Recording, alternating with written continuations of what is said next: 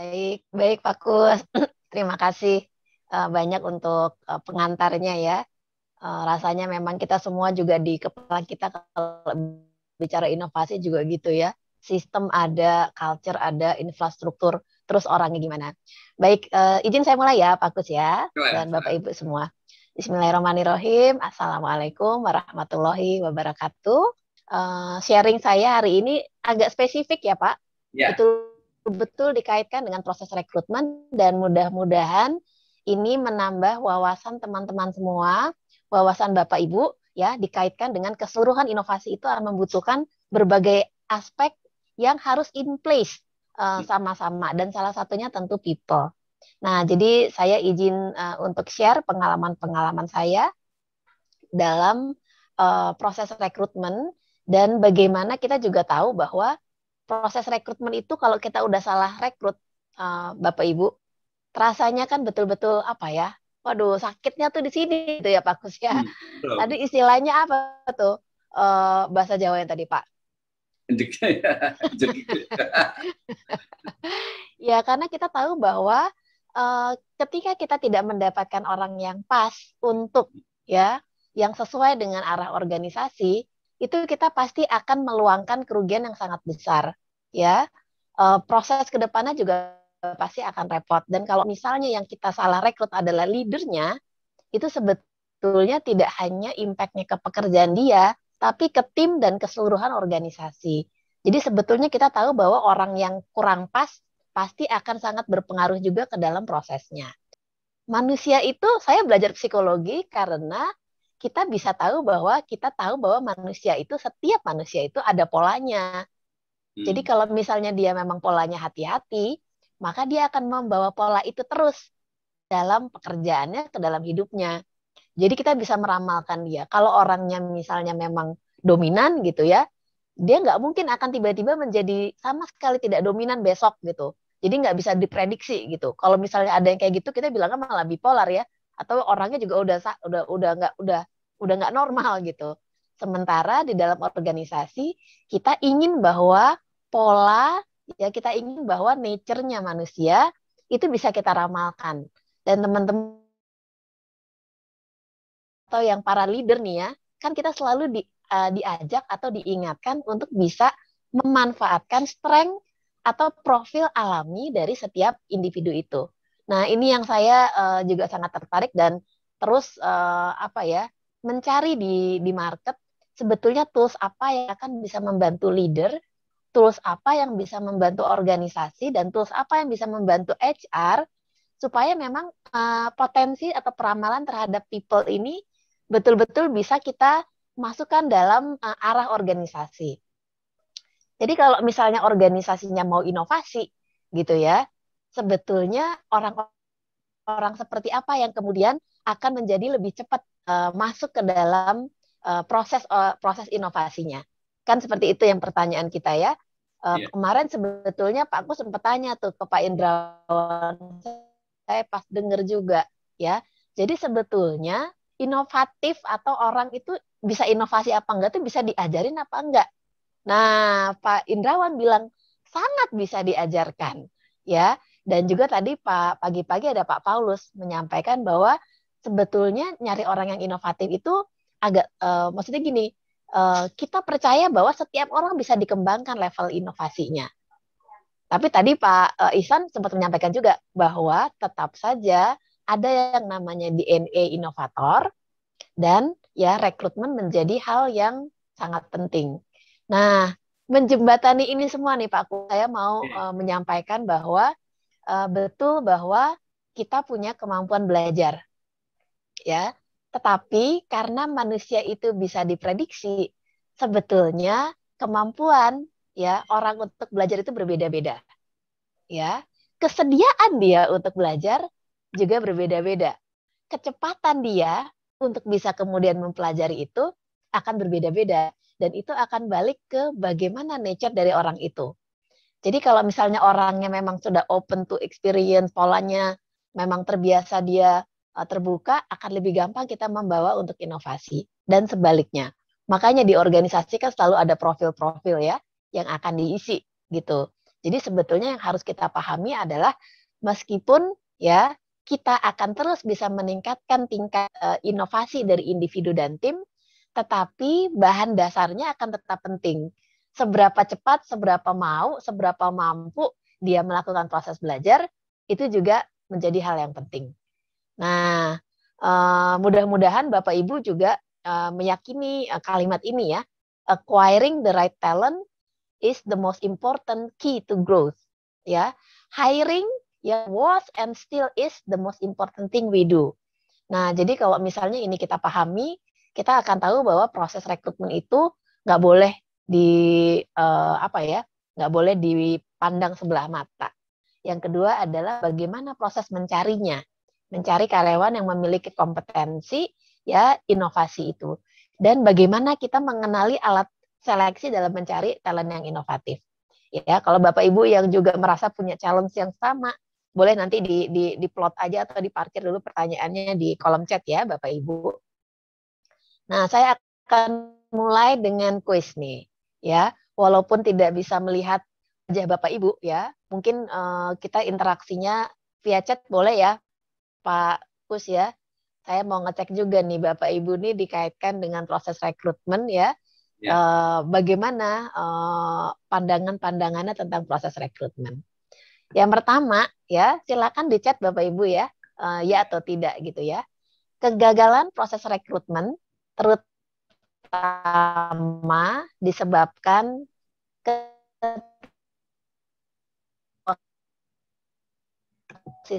boleh silakan di chat. Pengalaman Bapak Ibu gimana nih? Oh ya, sudah jelas Pak? Tadi diulangi pertanyaannya. Oh itu ya. Kegagalan proses rekrutmen terutama disebabkan ketidakjelasan kriteria dari posisi yang akan diisi. Bagaimana menurut Bapak Ibu? Pengalaman pribadi. Oke, ya, ini saya coba lihat chatnya udah ada beberapa nih. Ya. Nah, ini udah lumayan pas ya. Ini menjadi kritikal Bapak Ibu karena tadi disampaikan inovator itu juga akan berbeda jenis orangnya, pada posisi apa, dan pada organisasi yang mana. Jadi, kalau kita tidak bisa mendefine kriteria yang mau kita isi, ya, kita juga nggak akan bisa mendapatkan atau kita tidak akan bisa berhasil dalam proses rekrutmennya. Ya, ini cukup jelas ya rasanya ya. Jadi kalau mau cari jodoh, ya Pak Kus, kalau mau cari jodoh, kriterianya masih jelas. Ya, jadi benar. Nanti perjodohannya lebih gampang gitu. Kalau nanti dibilang saya mau cari jodoh, carinya yang gimana? Terserah aja, ya nggak akan dapat yang kita mau ya. Yang ada begitu jodohnya dapat, saya nggak nyari yang kayak gini gitu ya. Kenapa dari awal nggak menyampaikan gitu? Karena rekrutmen adalah proses menjodohkan.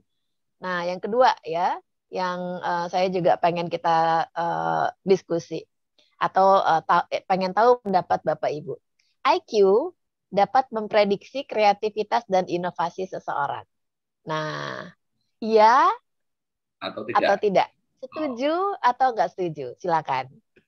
Ini karena IQ masih sering dipakai nih ya, Pak Kus ya. Jadi menurut Bapak Ibu, kalau IQ-nya tinggi, dia akan bisa memprediksi apa enggak? Wah, Pak Bu Sri setuju. Pak Kus setuju nih ya? Setuju. Ya, lalu Pak Edwan belum tentu. Pak Bima Haria belum tentu, itu hanya salah satu faktor. Oke. Jawabannya adalah tidak.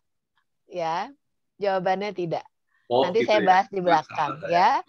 Ya, jadi IQ itu adalah alat atau tools untuk kita mengetahui kemampuan dia problem solving. Tapi tidak membuat kita bisa menilai bahwa dia bisa kreatif apa enggak. Karena kalau dia pinter tapi kemudian dia kaku, ya dia pinter aja, tapi dia nggak akan kreatif. Jadi bukan IQ. Jadi IQ itu memprediksi kemampuan belajar, ya kemampuan dia dalam melakukan problem solving, tapi tidak memprediksi kreativitas dan inovasinya dia. Menarik ya? Selanjutnya ya. Grafologi. Wah, ini lagi rame lagi nih Pak. Saya banyak nih sekarang teman-teman belajar grafologi. Grafologi atau analisa tulisan tangan memiliki kemampuan prediksi yang baik untuk meramalkan sukses seseorang di tempat kerja. Iya atau tidak dari pengalaman Bapak Ibu? Karena kadang-kadang masih ada yang minta, udah kita minta dia tulis tangan aja nanti kita analisa gitu ya. Ini bisa kita ramalkan nggak nih dia inovatif atau enggak? Grafologi, Pak Bu Sri tidak.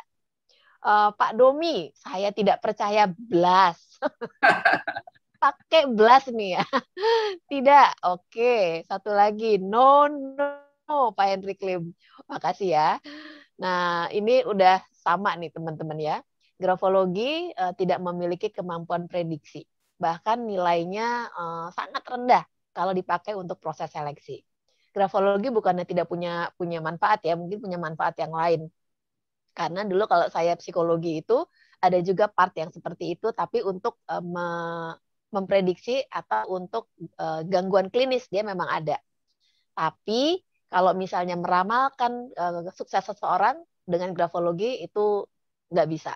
Ya, terakhir kuisnya. Rekrutmen perlu menitik beratkan pada kompetensi soft skills daripada hard skills. Setuju atau tidak setuju? Kalau kita merekrut biasanya kita nyarinya yang hard skills-nya jago atau soft skills-nya keren. Pak Sama Buta Julu, makasih Pak. Setuju. Bu Sri hari ini setuju, Pak Bima setuju gitu ya. Masih ada Pak Doni, dua-duanya. Pak Bagus dari Bluebird setuju.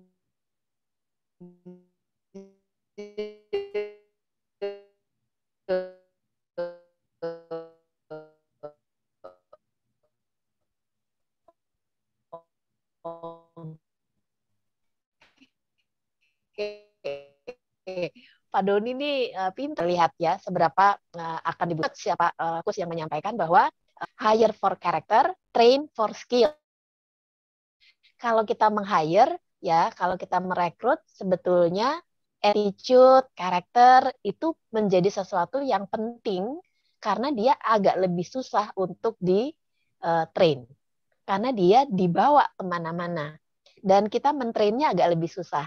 Makanya yang tadi menyampaikan setuju, sebetulnya saya rasa dengan pemahaman itu. Hire for character, train for skills. Tapi Pak Doni juga benar. Ada beberapa posisi di mana memang kita mengharapkan ya kompetensinya sudah mumpuni. Nah, itu memang sadar harus menitik beratkan itu. Tetapi in general ya di banyak posisi sebetulnya kita percaya bahwa kita bisa melatih orang buat hard skills-nya, tapi yang penting adalah karakternya apa. Dan ini adalah yang menjadi dasar juga kenapa inovasi itu harus diteropong. Ya, kreativitas dia itu bisa diteropong apa enggak, karena itu adalah sifatnya trait atau itu adalah sifatnya karakter. Ya, itu juga sifatnya adalah sikap. Ya, selain juga nanti kita akan bicara mengenai perilaku. Oke, ya. Siapa yang dapat 100 kuisnya nih, Pak Pus? Ya, teman-teman menilai sendiri ya. Yang 2 di tengah itu jawabannya tidak, ya. Yang lain jawabannya ya, ya. Jadi kalau nilainya 100 berarti rekrutmennya udah tinggal latihan keterampilannya aja, ya. Nah, sebetulnya kita tahu bahwa prosesnya itu nggak akan beda banget di setiap organisasi. Mulai dari identify hiring needs tadi ya, kriterianya bisa nggak kita bikin tajam banget. Lalu kemudian cari orangnya, lalu orangnya diseleksi, lalu kemudian interviewing, ya kenapa saya pisahkan screening dan interviewing, karena interviewing ini hampir pasti dilakukan, tapi screening kadang-kadang enggak. Ya, kemudian baru masuk ke proses selanjutnya yaitu offering dan onboarding. Nah, dikaitkan dengan rekrutmen, meskipun stepnya sama, tapi ketika kita bicara mengenai rekrutmen untuk mencari inovasi, rekrutmen trennya ini juga perlu diperhatikan menurut saya. Kenapa begitu? Karena ya ketika kita mencari orang yang inovatif, proses mencarinya sendiri atau proses orang luar perusahaan menilai company kita itu juga menjadi penting. Nah, jadi rekrutmen tren ini mari kita sama-sama lihat dan kemudian kita nilai di organisasi kita apakah ini sudah in place. Kalau 1 sampai 10 ya, seberapa yang sudah dipenuhi oleh organisasi sekarang? karena khawatirnya nanti sulit untuk mencari talent yang inovatif karena mereka merasa saya nggak mau kerja di perusahaan yang tidak inovatif. Nah, jadi sebetulnya kita akan punya kesempatan yang lebih besar untuk merekrut talent yang inovatif kalau talentnya sendiri juga convince bahwa organisasi ini ya sejalan dengan kebutuhan dia. Kalau saya adalah orang yang inovatif, maka saya akan juga mencari tempat kerja yang inovatif. Jadi ini untuk self assess buat masing-masing organisasi atau timnya, ya apakah employer brandingnya memang sudah menunjukkan bahwa tim kita atau organisasi kita juga inovatif, ya. Dan sekarang kan sejak per tahun lalu ya, Pak Kus ya, sejak kita COVID dan PSBB, karyawan-karyawan juga expect bahwa lingkungan kerjanya, ya, atau mereka pasti akan punya ekspektasi bahwa yang akan mereka terima ada juga fleksibilitas di dalamnya. Salah satunya remote working. Dan proses kita menseleksinya nanti juga sudah menggunakan remote recruiting kan sekarang, ya. Ada AI dan automation, lalu ada data driven recruitment, ya. Yang juga penting yang saya mau highlight adalah digital attraction dan social media recruiting, ya. Apakah organisasi memang juga sudah menginvestasikan effort, ya, untuk bisa talent-talent inovatif itu datang karena sosial media kita juga sudah sangat bagus, ya. Sekarang ini 70% rekrutmen datangnya dari sosial media loh Pak Agus, ya. Jadi betul-betul mereka ngincer perusahaan itu dari sosmednya gitu. Kalau dulu kan coba website gitu kalau misalnya mau interview gitu ya. Kalau sekarang mereka pasti kepoin di sosial medianya, ya. Dan kalau building talent pool itu maksud saya begini. Kita nggak selalu ready posisi yang ada untuk talent yang ada di market gitu. Tetapi kita harus manage talent-talent yang ada itu, ya. Misalnya kita memang keep inform mereka bahwa posisinya ada atau organisasi sekarang dalam posisi apa. Jadi talent pool itu bukan hanya untuk mengkolek data kandidat, ya, lalu kita bisa kelompokin. Tapi untuk kandidat-kandidat yang kita incer, ya, untuk kandidat yang kita incer tapi posisinya belum ada, kita harus bangun network sama mereka dengan informasi dari talent pool.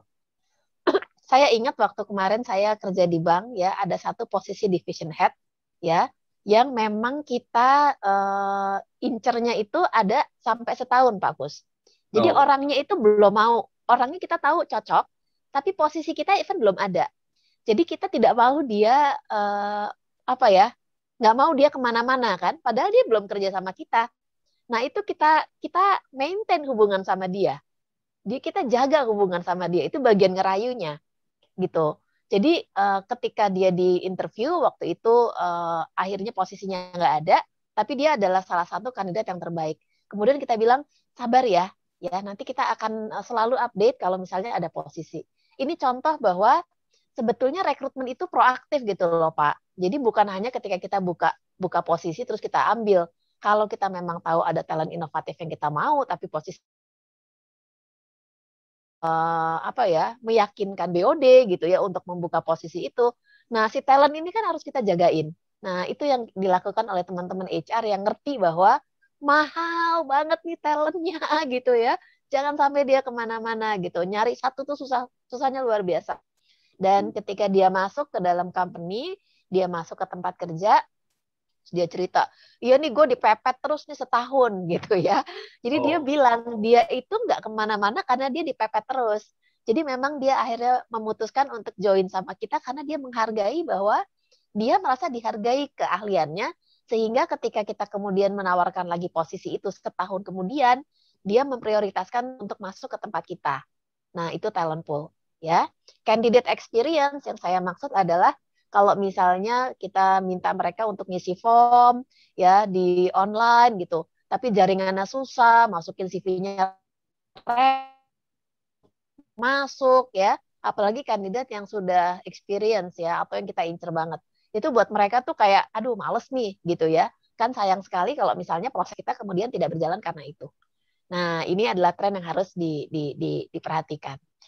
Nah, sekarang masuk ke talent search ya. Ini yang saya bilang kalau misalnya kita mau attract talent yang inovatif, kita juga harus yakin bahwa ya kita itu atraktif buat mereka. Nah, ini sebenarnya iklan lama loh Pak Kus. Iklan Microsoft sama iklannya McDonald. Ini betul-betul menunjukkan apa ya, organisasi saya itu seperti apa. Ya, Microsoft nggak bilang gini, coba telepon nomor telepon ini ya kalau misalnya mau ngelamar gitu. Dia pakai rumus ya. Jadi maksudnya adalah kalau misalnya orangnya misalnya memang problem solver ya, dia tertarik dan memang yang dibutuhkan kan orang-orang yang berhitung nih misalnya, engineer ya.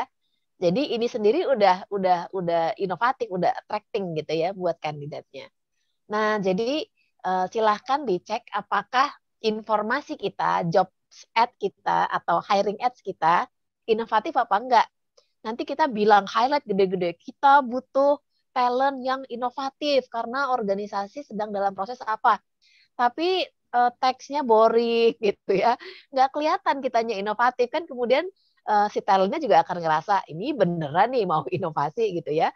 Jadi ini juga bisa, ini juga perlu kita perhatikan dalam proses rekrutmen. Nah, lanjut lagi Bapak Ibu, talent search-nya udah, sekarang kita masuk ke bagaimana kriteria dari inovatif talent. Sebetulnya ya, tetap saja walaupun setelah ini slide berikutnya saya akan sampaikan ada kriteria dari inovatif talent, kita perlu mengkalibrasi itu sesuai dengan kebutuhan di tempat kita sendiri. Kalau misalnya di tempat kita ada sosok yang paling dekat ya, misalnya Kang J itu adalah inovatif talent untuk divisi marketing gitu ya. Kemudian kita bedah nih individunya. Ini adalah role model kita dan kita kepengen merekrut lebih banyak orang dengan profil ini. Nah, kalau misalnya kita bisa membedah orangnya, ke belakangnya, milih tools-nya akan jauh lebih gampang. Karena kita ngerti, ketemu di jalan aja kasarnya tahu, ini orangnya gitu. Karena kita clear banget dengan apa yang kita mau cari dari orang tersebut gitu. Nah, jadi kalau misalnya kita ketemu di market, wah iya ini memang orangnya banyak ide gitu ya. Kalau misalnya kriteria kita memang seperti itu.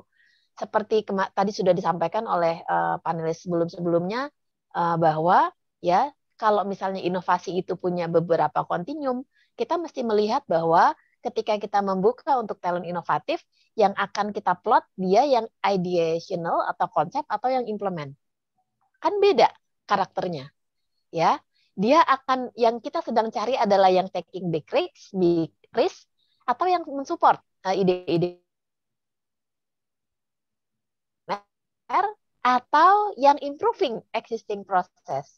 Ya, kalau kemarin Pak Hasnul ya Pak, kan ada yang proses improvement yang sekarang apa yang radikal gitu. Nah, sebetulnya di organisasi kita itu lagi di mana dan apa yang dibutuhkan, itu kita harus clear. Solving problem atau cutting cost, dan seperti apa sukses atau gagal terukurnya. Ini harus duduk sama tim rekrutmennya. Atau kalau misalnya Bapak Ibu adalah memang hiring manager ya, atau manajer yang sedang mencari timnya, ini perlu clear dan nggak boleh bilang apa aja deh gitu ya. Karena kalau saya sebagai konsultan, kalau saya dibilang apa aja deh, itu saya langsung nangis Pak. Ini aku mau cari yang bagaimana gitu, ngebantuinnya bagaimana kalau misalnya kita tidak dibantu untuk menentukan atau memilih 3-5 hal yang paling harus ada dan nggak boleh nggak ada ketika kita mencari talent itu ya. Kadang-kadang yang juga kontradiktif adalah kepengenannya banyak Pak Kus. Jadi kalau nyari jodoh maunya yang cantik, bisa masak, teliti, baik hati, sayang anak, sayang mertua, dan lain-lain gitu kan kebanyakan. Tapi nggak tahu mana yang paling, tetap dipilih mana yang paling penting sesuai dengan kebutuhan organisasi saat ini yang real.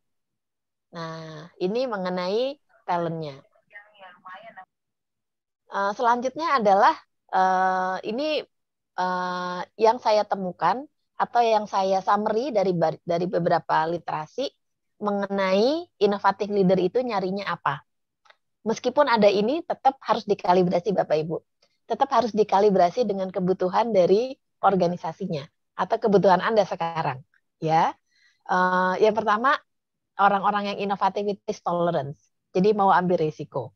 Ya, bagus kalau misalnya di organisasinya sudah menerapkan seperti tadi Pak Ihsan atau Pak Paulus bilang, ya. Jadi memang menyediakan ruang untuk gagal gitu ya. Boleh salah, tapi nggak boleh di hal yang kritikal salahnya. Nah, ini kan leadernya harus risk tolerance, ya. Dia nggak yang kaku banget, tapi dia percaya bahwa memang harus berani ambil risiko untuk melakukan sesuatu hal yang baru. Domain expertise, tetap ada partnya bahwa technical competence itu akan menentukan. Karena ya kalau misalnya tadi di industri pelabuhan yang tadi Pak Ihsan bilang, ya itu berkembangnya 30 tahun, puluhan tahun gitu ya. Kalau misalnya kita memang juga masuknya ke digital startup gitu, domain expertise itu akan jadi penting. Jadi ketika melakukan inovasi, nggak yang asal inovasi, tapi konten teknikalnya ngerti atau konten teknikalnya jago. Ya, selanjutnya adalah openness to new ideas, emotional stability, orangnya pede, dan yang 3 di bawah ini khususnya buat leader. Ya, paying attention bukan attention to detail, tapi paying attention to trends, paying attention to opportunity. Ya, dan selanjutnya adalah kalau leaders dia harus action oriented. Jadi bukannya yang ide inovasi mengawang-awang, tapi betul-betul yang kemudian dia dengan pengen nyobain terus. Jadi kayak, ayo kita coba, ini gimana ya, ini bisa jalan apa enggak gitu. Jadi action oriented. Dan kemudian kolaboratif inquiry gitu ya. Ini adalah karakteristik atau kompetensi yang kemudian menjadi paling sering dicari ketika kita bicara mengenai inovatif talent atau inovatif leader. Ini juga boleh self-assess nih Pak Kus, saya ada di mana nih? Yang mana yang sudah teman-teman kuat, mana yang belum gitu ya. Nah, ketika kita sudah tahu apa yang mau kita cari, lebih gampang untuk menentukan ya metode apa yang dibutuhkan untuk mencari talent tersebut. Ini saya share 2 data, yang sebelah kiri adalah data atau riset tahun 2013, yang di sebelah kanan adalah riset tahun 2001. Apa yang ditampilkan dari informasi ini adalah ya kalau mau memilih tool seleksi, tentu saja kita memilih yang tingkat prediksinya paling tinggi. Nah, tadi kan kuis saya ada di grafologi ya, Bapak Ibu, dan hampir semua bilang no, grafologi dipakai untuk memprediksi. Betul, ya, angkanya kecil sekali. Tapi nggak cuma grafologi yang menjadi apa ya? Jangan ada beberapa aspek juga yang kurang bisa memprediksi, ya. Misalnya bahkan job experience, menarik ya Pak. Bahkan job experience atau years of job experience itu prediksinya kecil. Jadi maksudnya adalah jangan hanya gara-gara di CV-nya dia bilang dia 10 tahun kerja, 15 tahun kerja, maka kita akan bisa bilang bahwa dia inovatif. Gitu. Jangan-jangan dia karena nggak dapat tempat aja di tempat lain, jadinya lama di situ, Pak. Gitu. Jadi yang harus lihat adalah apa yang dia hasilkan. Jadi bukan years of experience-nya. Nah, di sini yang menarik adalah ya, walaupun tadi IQ itu saya bisa bilang bahwa dia tidak bisa memprediksi kreativitas, ya dia menjadi tools yang salah satu yang cukup tinggi prediksinya. Karena sebetulnya yang dilihat adalah kemampuan problem solving. Tetap harus kita menentukan ya level tertentu atau istilahnya apa ya baseline-nya ya untuk kemudian bisa menjadi efektif di pekerjaannya gitu. Jadi kalau misalnya dia IQ-nya terlalu di bawah, ya kita nggak bisa harap dia kreatif. Tapi kalau misalnya dia di atas 120, dia nggak akan membedakan mau di 131, 145, 165 sama aja gitu. Jadi memang ada minimum standar yang harus dipenuhi, tapi tidak akan menentukan seberapa kreatif dia. Yang tinggi, mari kita highlight Bapak Ibu, mana yang tinggi. Jadi kalau kita ingin mencari orang yang risk tolerance, orang yang openness to new ideas gitu ya. Tadi kriteria inovasinya adalah confidence gitu. Semakin banyak toolsnya ya semakin tinggi kemampuan prediksinya. Itu yang di highlight di grafik yang kiri. Ya, tapi beberapa yang tinggi adalah cognitive ability ya di kiri dan di kanan sama, structured interview. Nah, structured interview ini kalau misalnya dipelajari dengan baik, ini kemampuan prediksinya sangat bagus. Tapi kalau saya pengalamannya user-user itu suka nggak sadar sih Pak. Kalau misalnya harus melakukan structured interview, ya, itu yang tepat, yang structured sehingga kita bisa dapat hasil yang baik. Lalu work sample, ya, work sample ini di-create sesuai dengan posisinya dan kemudian personality test tetap memiliki kemampuan prediksi meskipun tidak setinggi yang lain.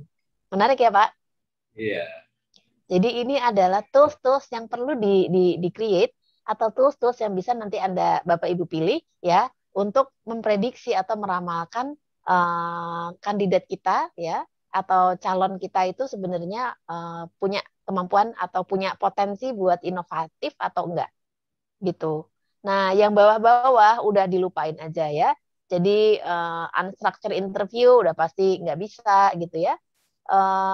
Kalau work sample dan job knowledge test itu silakan di-create atau diciptakan karena buat saya dan saya juga ketika di expert dulu terutama ya setiap kali ada assessment itu memang kita create work sample atau job knowledge test yang kemudian akan bisa memberikan gambaran. Karena beberapa posisi walaupun tadi trainable ya tetap kita kepengen tahu dia punya baseline di mana. Ya, ini kaitan sama beberapa alat seleksi. IQ test tadi udah saya jelasin ya Pak. Jadi apakah bisa menggambarkan inovatif? Enggak. Ya, dia mempunyai kemampuan untuk melakukan analisis dan pemecahan masalah, tapi tidak langsung menentukan kreativitas. Kalau personality assessment, nah ya, personality assessment ini menarik untuk kita bahas dan teman-teman pasti juga pernah melakukan personality assessment dan kemudian bilang, ini gue banget, cocok nih gitu ya. Nah, ini sebetulnya yang kemudian dilakukan oleh maksudnya setengah mati kita kalau bikin alat tes yang bagus gitu ya. Karena ketika kita bisa yakin bahwa alat tes itu bisa meramalkan sesuatu, kita akan punya informasi lebih ya dan lebih pede untuk melakukan hiring ya dan tidak cuma hiring sebetulnya untuk melakukan development.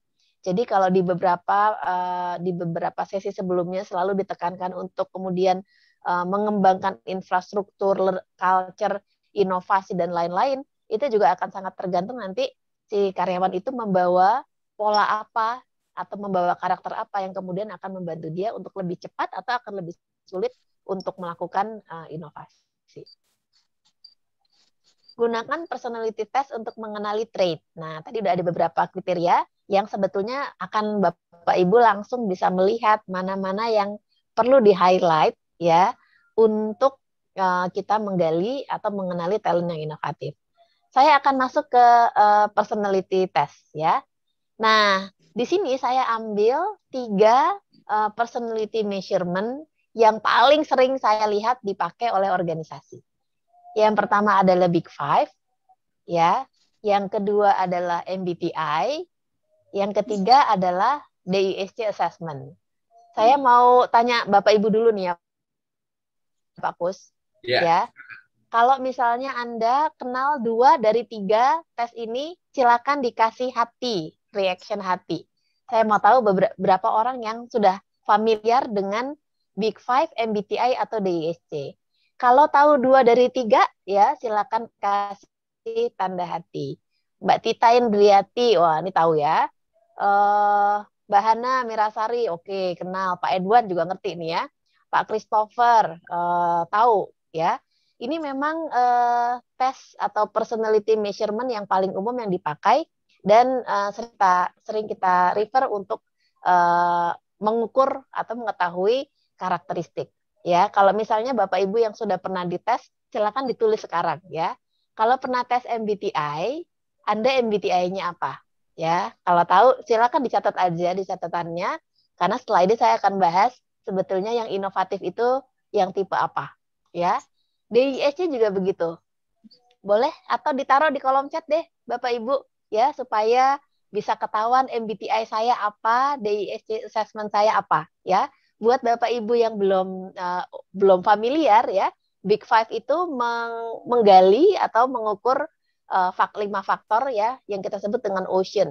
Openness, conscientiousness, extraversion, agreeableness, neuroticism. Ya, makanya namanya OCEAN. Ini yang paling yang paling valid sebetulnya di antara tiga tes ini. MBTI itu ya sebetulnya sudah banyak kritik terhadap MBTI Pak Kus. Oh, Jadi karena dia sebetulnya tidak validitas reliabilitasnya tuh kurang tinggi. Jadi kalau saya tes sekarang, besok saya bisa berubah. Itu MBTI. iya, Tapi iya. karena dia memang apa ya? Memang secara secara tampilannya juga bagus dan sekarang dikembangkan dalam banyak hal, kita tetap menggunakan ini buat berbagai macam kebutuhan.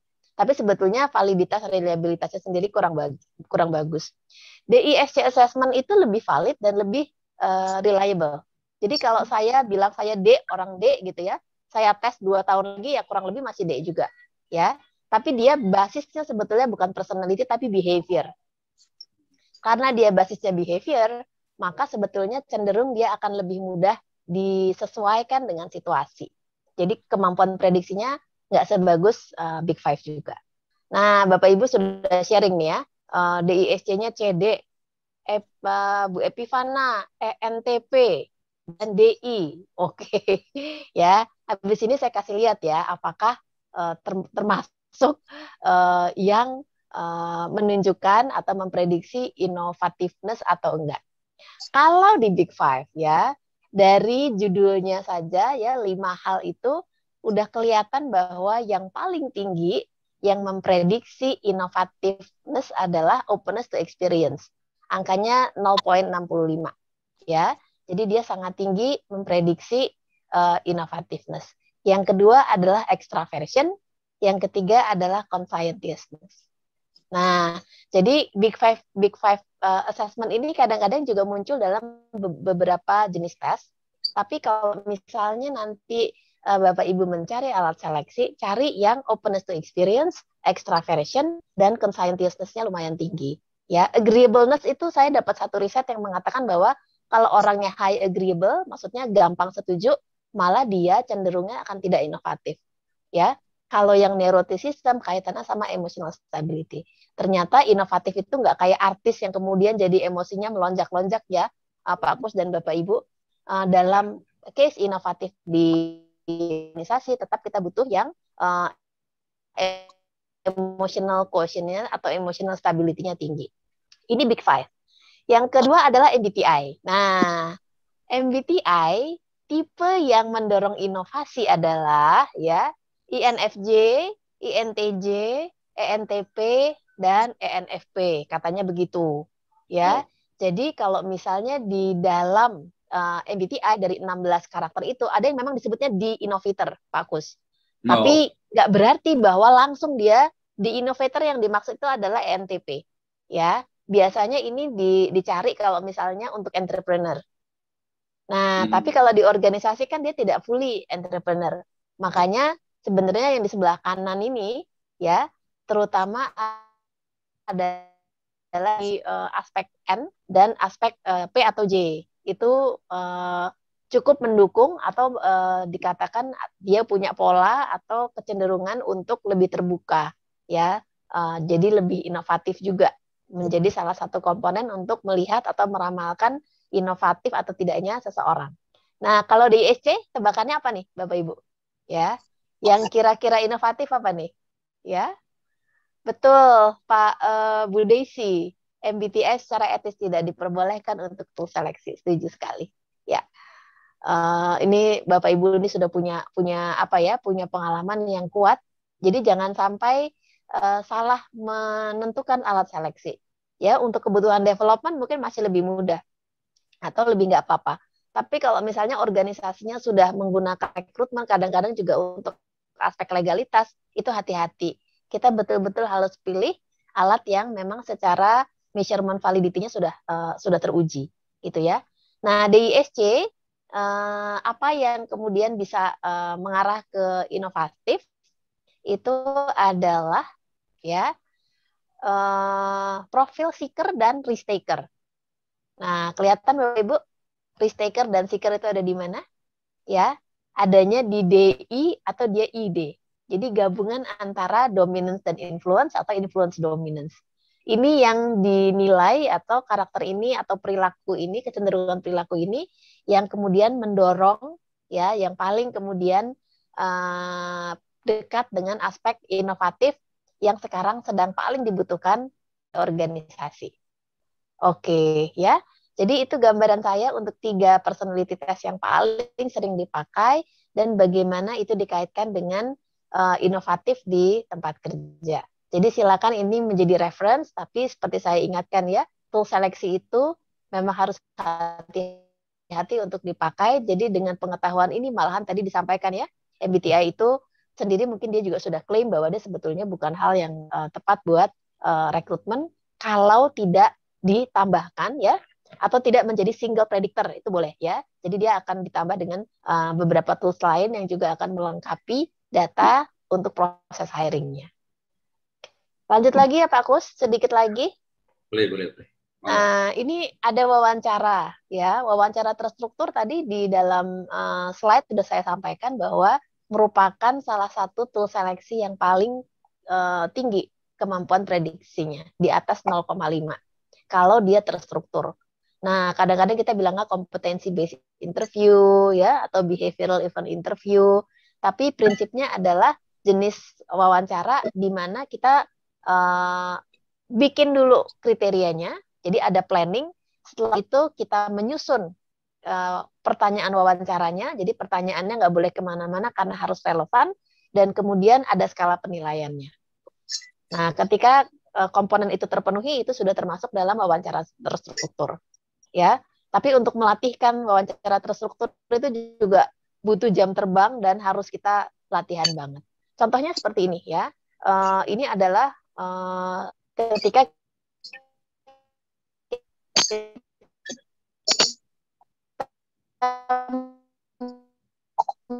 Oke, ada masalah ya, jaringan. Mungkin high performance itu yang tadi ketika kita mengidentify kebutuhan kita. Oh, oke. Iya. Ya. Mas Pakus? Ya, monggo. Oke, ya. Saya langsung masuk ke sini deh ya.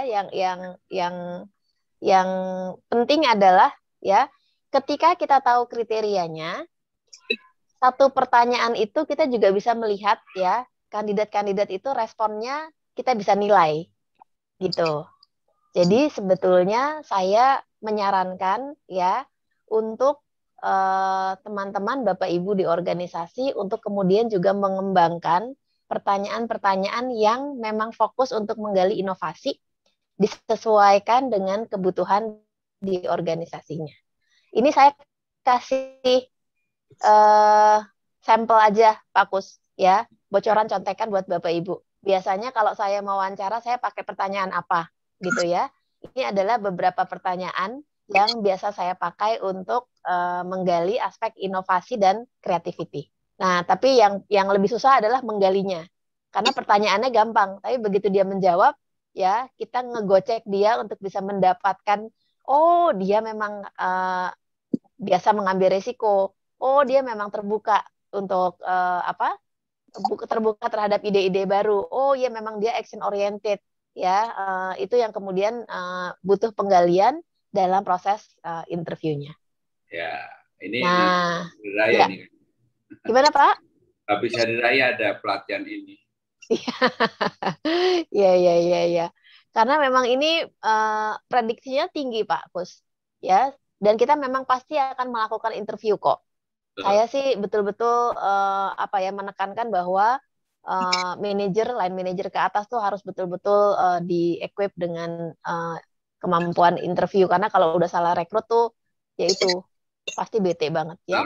Ya. Nah, ini adalah satu hal yang mungkin simple, tapi saya mungkin remind aja ya, jangan buru making decision ya. Selalu ingat bahwa cost of bad hires itu luar biasa besar. Lalu jangan sampai kita tidak memperhatikan culture di organisasi ketika kita merekrut kandidat. Jadi harus kita perhatikan culture fit-nya ya. Inovatif di satu tempat ya, nggak berarti akan pasti fit di tempat lain. Lalu ignoring candidate personality itu nggak boleh ya. Kenapa ada ilmu psikologi ya memang karena sebetulnya kita tahu manusia itu bisa diramalkan.